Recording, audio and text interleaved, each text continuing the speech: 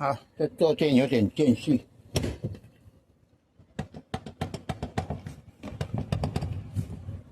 好，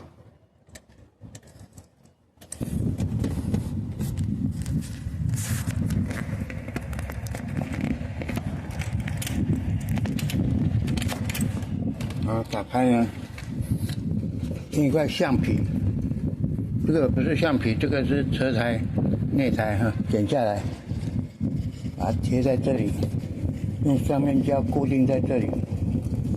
好，那再盖起来就不会有声音了。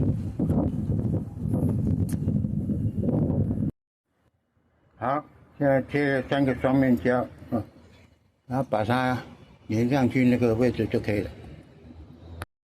好，粘上去，上面胶留的有点长，应该要剪短一点。好，那现在盖上。